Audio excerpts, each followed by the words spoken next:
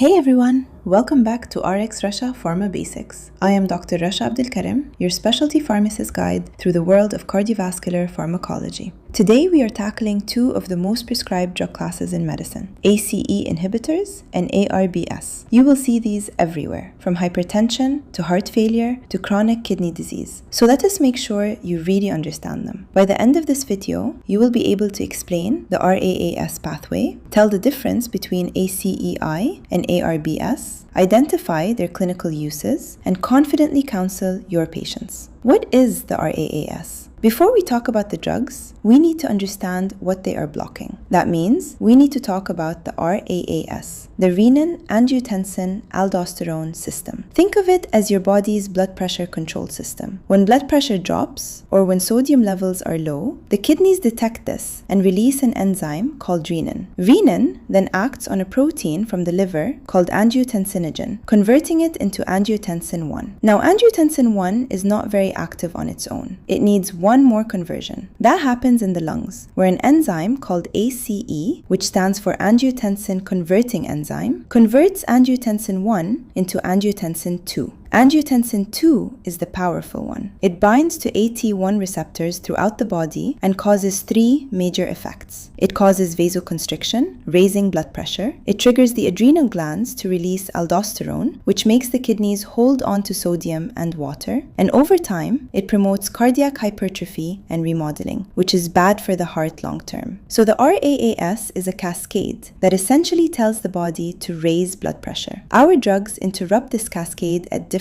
points. Section 2. ACE inhibitors. Mechanism. ACE inhibitors, or ACEi, work by blocking that ACE enzyme in the lungs. If ACE is blocked, angiotensin 1 cannot be converted into angiotensin 2. Less angiotensin 2 means less vasoconstriction, less aldosterone, and less cardiac remodeling. But there is a twist. ACE does not only convert angiotensin 1, it also breaks down something called bradykinin. Bradykinin is a vasodilator, and normally ACE keeps it in check. But when you block ACE, bradykinin builds up. That buildup of bradykinin is responsible for the most famous side effect of ACEi, dry cough. About 10 to 15% of patients on an ACE inhibitor will develop this persistent, tickling, dry cough. If your patient is on lisinopril and they keep coughing, that is almost certainly why. Common ACE inhibitors. All ACE inhibitors share the suffix pril. Easy memory trick. Pril equals ACEi. Lisinopril is the most commonly prescribed. It is once daily, does not need hepatic conversion, and requires dose adjustment in kidney disease. You will see it everywhere in hypertension and heart failure. Enalapril is a prodrug, meaning it gets converted in the body to its active form, enalaprilat. There is even an IV formulation of enalaprilat for hospital use. Ramipril is particularly important post-myocardial infarction. The HOPE trial showed it significantly reduces mortality and cardiovascular events in high-risk patients. It is also renal protective. Captopril is the shortest acting, dosed 3 times a day. It is sometimes used in hypertensive urgency when you need a relatively fast blood pressure drop. And fosinopril is unique because it has dual excretion through both the liver and kidneys, making it useful in patients with renal impairment.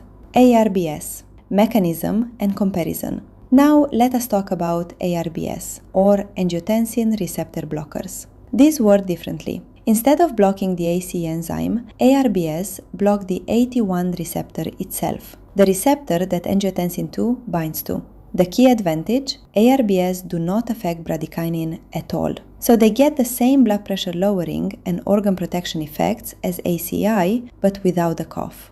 This makes ARBs the go-to choice when a patient needs RAAS blockade but cannot tolerate an ACEi because of cough. The clinical outcomes in hypertension and heart failure are essentially equivalent between the two classes. ARBs share the suffix sartan. Losartan, valsartan, irbesartan, candesartan, telmisartan, olmesartan.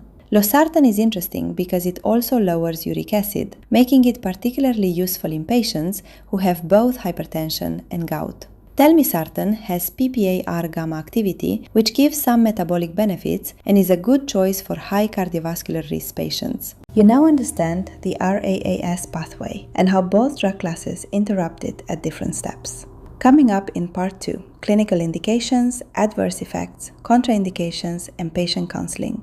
If this helped, like and subscribe to RxRasha Pharma Basics. Dr. Rasha Abdelkerem, Specialty Pharmacist.